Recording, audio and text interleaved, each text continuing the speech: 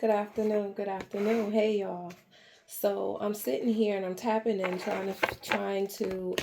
or just speaking with spirit and asking, what is the message that spirit would have us here for today? What is it that we need to know? How do we need to stay in alignment? What is our energy for this week? And spirit is saying that it would behoove each and every one of us to tap into our inner child. It will be good for us to let go and to live life as freely as children live, um, in their imagination. I feel like the card that came out beforehand, as I was shuffling, was intuition. And so I feel like what Spirit is saying is that we each have an imagination that has been dulled. And what Spirit is asking us to do is to get back into that space of freedom. You, as being a unique individual, you came here with talents, you came here with gifts, if you will, and we've suppressed those gifts, we've suppressed our talents because of the seriousness of this world. But in all truth and in all actuality, we take life too seriously, number one. And nothing, whether we really believe it or not, nothing is really under our control. We have no control. You have control over the one step that you put, one foot that you put in front of the other. Other than that, you really don't have control over anything. There is nothing really. Control is an illusion. What we can control outside of ourselves is nothing, but we can control what is within. And so when we sit in this space, of allowing ourselves to tap into the talents, the natural talents that we have, we will see that there is a freedom in not living by societal the boundaries that society has placed upon us. We can't escape society. We can't escape the seriousness of society. But we can find reprieve when we allow ourselves to tap into our inner child and the freedom that space holds. So when I heard spirit say inner child, I picked up my inner child deck and I want to see what more spirit has to say about tapping into our inner child, inner wisdom, inner freedom, the freedom of our inner child.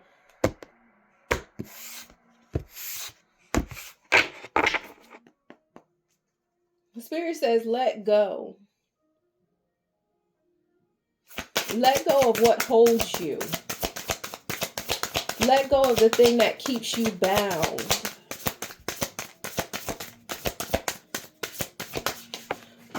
For some of us, it is unforgiveness.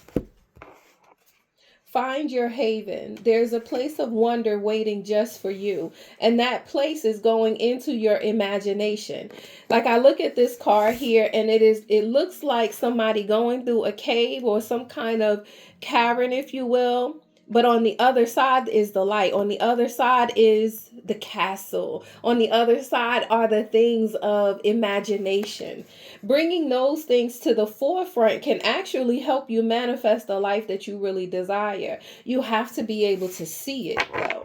Your haven, that heaven on earth space is on the other side of you, allowing yourself to dream again, allowing yourself to feel magical all over again. I don't know about y'all, but I recall when I was young, I used to think that I had a magic wand and I can poof this and I can poof that and I can create this and I can create that. And truth be told, that's what manifesting is. It's for you to be able to see it, imagining it, envisioning it, and allowing yourself to live in that space with the emotion, the joy, the enthusiasm, the excitement of that space. Because that is what gets you there. That's what helps you to leap timelines. That's what helps you to bring your manifestations to the forefront so that you can actually feel them. They'll be tangible in your hands. It is you being able to sit and imagine, envision, draw it out, write it out, script it, whatever, however. But that's what allows us to get into that space. That's what brings it to fruition. Spirit, what is it that we need to let go of? Can you elaborate further what we need to let go of?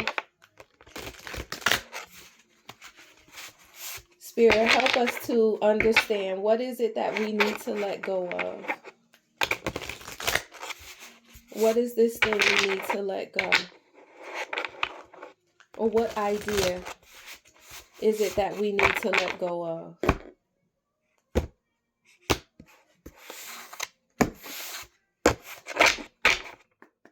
Help us to understand, Spirit, what do we need to let go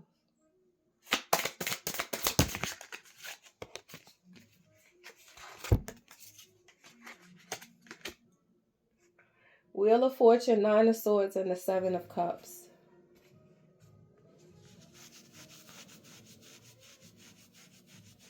Wheel of Fortune, I'm hearing, is our gifts. With couple that with the Nine of Swords is telling me that we have restricted ourselves into thinking, restricted ourselves by being worried about, by being lost, or not being able to put to rest the worries of the world. And Seven of Cups, all of these things, all of these choices, all of the many avenues we can go down.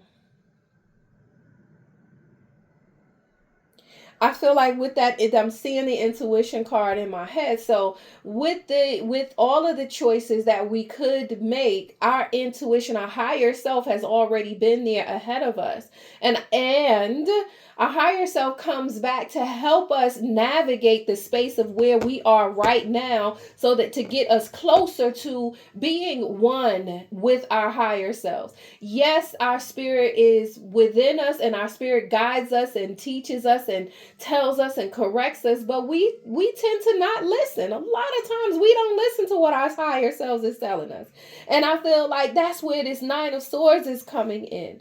This Nine of Swords is saying that you are grieving your spirit. With the Wheel of Fortune, the Wheel of Fortune is saying that fate is on your side, but the Nine of Swords to me is saying that we are grieving our spirit because there's so many choices that we are thinking about.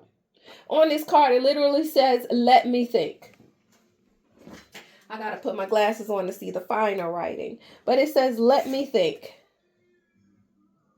You have many choices. Many choices, yeah. The Nine of Swords is saying letting go means to listen to our higher selves. Listen to the inner spirit. Because that inner spirit is what is guiding you into the space of your haven. Your inner spirit is what brings you into that place and gets you on that.